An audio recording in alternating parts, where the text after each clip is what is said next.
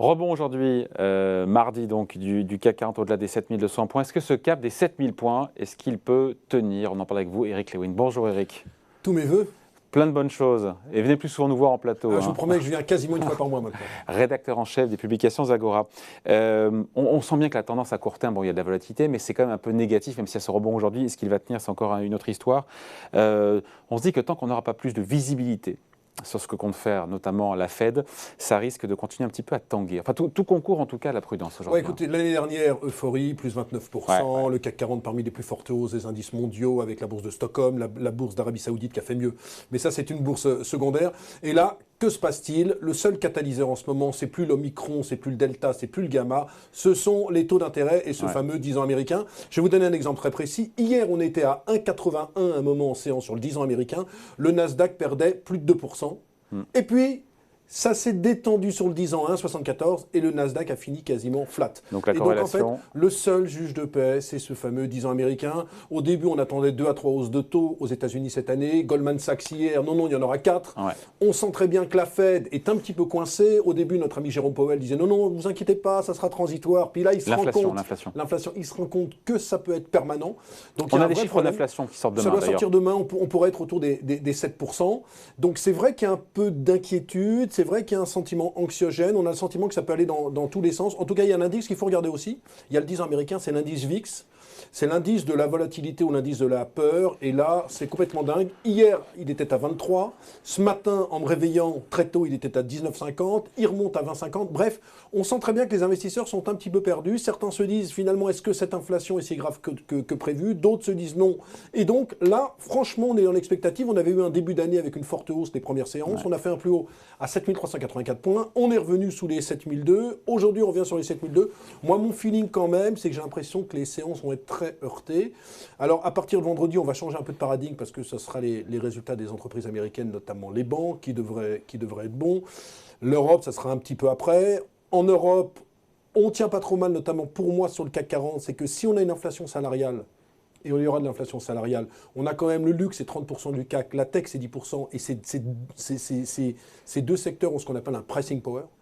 Quand vous appelez LVMH ou Hermès, vous n'avez pas de problématique, même si vos salariés vous demandent des augmentations de salaire, d'augmenter vos prix. Donc j'ai le sentiment quand même que le CAC est un petit peu immunisé.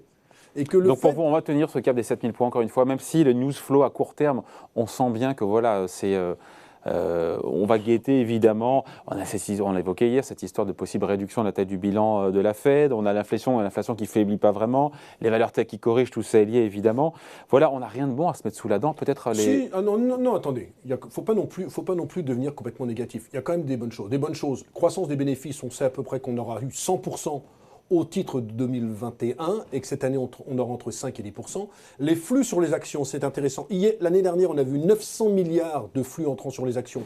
Record historique, on a tout pulvérisé. La première semaine de janvier, il y a quand même eu 25 milliards dans les fonds actions. Donc, il y a quand même de l'appétit. Les fonds de capital investissement ont 3 000 milliards de dollars. Donc, il y a quand même des liquidités, il y a quand même des cash. Et puis, dernière chose, c'est que les marchés financiers... Alors, la Banque de France, hier, a sorti un rapport en disant que... on l'a évoqué en début d'émission. Moi, je pense de toute façon que la Banque de France n'a jamais été un catalyseur ni un market mover sur les marchés, mais ça, c'est un autre débat.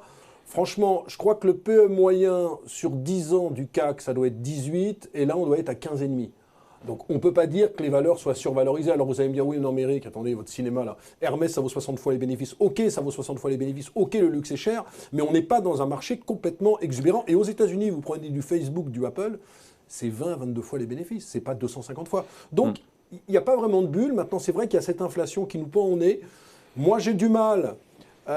Tant qu'on n'y verra pas plus clair, encore une fois, sur les agissements de Jérôme Powell et de la Fed, est-ce qu'on ne risque pas d'être capé à la hausse? La problématique, c'est que moi, j'ai très peur quand même de cette fameuse inflation salariale. Vous avez vu, même si ça fait un peu ridicule, que Ikea a augmenté de 9% ses produits. Vous avez vu qu'il y a quand même, aux États-Unis, les statistiques du chômage qui sont sorties la semaine dernière n'étaient pas bons sur les créations d'emplois. On a quand même un taux de chômage à 3,9.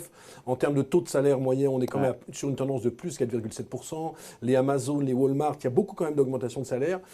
Maintenant, ce qui peut rassurer les investisseurs, c'est qu'on a le sentiment que la Fed a enfin compris le problème. L'année dernière, la Fed, Powell était un peu léger en parlant oui, c'est transitoire, etc. Alors il était contredit par toute la bande des gars de la Fed qui parlent en permanence, les Clarida qui disaient non, pas du tout, c'est pas transitoire. Là, on a le sentiment que la Fed, quand même, on essaye de faire comprendre aux investisseurs. On est un peu en retard, mais pas trop en retard. Mais c'est vrai que Entre 2 et 4 hausses des taux, c'est vrai que le marché, c'est plus pareil. Maintenant, David, il faut quand même savoir raison garder. Et vous qui avez fait de l'économie à l'université, vous savez très bien que quand vous êtes quand même dans une situation où vous avez une croissance, disons, entre 4 et 6%, avec une inflation, allez, on va dire autour de 5%. Il n'y a rien d'aberrant. Il n'y a pas des taux à zéro. Enfin, il faut arrêter cette espèce de folie sur les taux à 0%. Voir un 10 ans américain à 2,30%, c'est pas dramatique. Maintenant, ce qui inquiète les investisseurs, il faut bien comprendre. Mais voilà. C'est la vitesse à Vous laquelle avez on y tout va. dit. C'est-à-dire qu'en début d'année, le 31 décembre, je regardais, avant de fêter mon petit réveillon, on était à 1,50 sur le 10 ans américain.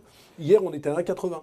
30 points de base, ça parle pas pour les particuliers, mais pour les investisseurs, ça commence à être problématique. Et donc, il faut regarder vraiment la vitesse. C'est-à-dire que si on se retrouve à 2,30 en décembre 2022, on s'en fout complètement. Ouais. Ce qu'il ne faudrait pas, c'est qu'on aille à 2,30 dans 3 semaines, parce que les investisseurs se disent Powell ne va pas maîtriser le phénomène de l'inflation. Alors que dans le fond, encore une fois, un 10 ans américain à 2,30 avec une inflation à 7 et une croissance qui est quoi, à 4-5% aux États-Unis. 4-5%. C'est totalement, enfin, c'est un minimum, quoi. Si vous voulez, c'est comme en Europe. La France, on va faire 6% de croissance. Est-ce qu'il y a une logique? Est-ce que les taux d'intérêt soient toujours à zéro dans la zone euro? Alors, enfin, 6%, c'est pour 2000, c'est 7% pour 2021 et plutôt 4. 4,5. Non, mais bon, attendez, on a quand même des croissances qui sont nettement supérieures à ce qu'elles étaient. Donc avoir un 10 ans français à 0,25%. C'est comme, attendez, là, les gens, ils s'inquiètent. Moi, j'entendais des commentaires hier sur Bloomberg. Oui, le Bund tend vers les zéros. C'est dramatique. Un 10 ans allemand à 0, est-ce que c'est si dramatique? Et un 10 ans allemand à 50 points de base, est-ce que c'est si dramatique que ça? Non, franchement, ça veut dire aussi, parce que quand les taux montent, c'est pas simplement l'inflation, ça veut dire que la croissance se porte bien. Oui. Après, encore une fois, on voit la tech, on finit là-dessus, qui corrige beaucoup. Le Nasdaq est très corrélé, encore une fois, aux 10 ans américains. Mais c'est toujours pareil, quand les taux montent, quand les taux montent, on va pas faire la... Non, il faut expliquer, Non, mais les réactualisations de cash flow... aussi brillant que vous. Hein. Non, mais quand les taux montent, c'est un petit peu plus préjudiciable à tout ce qui est valeur de croissance. Et donc, comme parce que quand on actualise... Quand on active les cash flows futurs avec des taux d'intérêt différents, la valorisation sont inférieures. Bon, on a fait ça des années. Oui, mais il faut l'expliquer. Non, faut expliquer. Mais enfin, attendez, encore une fois, la tech a connu une année exceptionnelle. Là, je regardais le Nasdaq par rapport au plus haut du Nasdaq, on perd simplement 8%. Faut arrêter. Et moi, je vais vous dire... Il n'y a pas des opportunités directement quand on voyait, alors c'était avant le rebond d'aujourd'hui, Hermès qui perdait 15 ou 18%. 15% en 3 séances. Ouais, on se dit que quelque part, pour certains, c'est une opportunité de revenir, non? Oui, mais il y a des dossiers, par exemple, qui sont complètement laissés de côté, qui pourraient être intéressants. Je pense Alstom. On en a déjà parlé. Je ne vais pas parler d'Atos. Oui, je l'attendais. Non, mais Atos, attendez, tout le monde. Il faut arrêter cette histoire d'Atos, parce que hier, j'étais sur BFM Business. Il a conseillé Atos. Non, mais tout le monde s'est planté sur Atos. À 45 €, tout le monde était boule. À 40 €, tout le monde était boule. Personne n'aurait pu prévoir qu'ils feraient un problème sur leur compte aux États-Unis, une acquisition qui n'a pas eu lieu, 2 profit warnings. Alors moi, de toute façon, sur Atos, mon sentiment, c'est que Rodolphe Belmer, qui vient d'être nommé, va charger la barque pour faire en sorte que les comptes soient le plus pourris possible. De toute façon, quand il va être là, soit il vend la boîte, soit on se rendra compte que finalement, c'est l'homme providentiel. Donc ça, c'est une histoire stratégique. Mais sinon, vous avez des dossiers qui sont intéressants. Carrefour, je pense que ça peut être encore intéressant, même si je ne crois pas pour tout de suite une opération sur Auchan.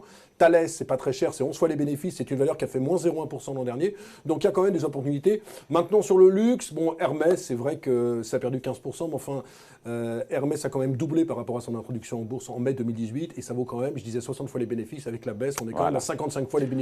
Ça reste cher. Encore un dernier mot.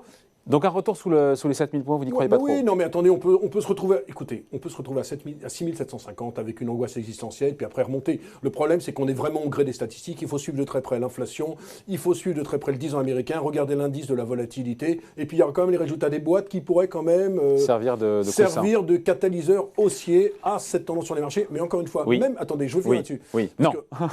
Non, mais est-ce qu'on a le sentiment que les marchés doivent monter toujours en ligne droite?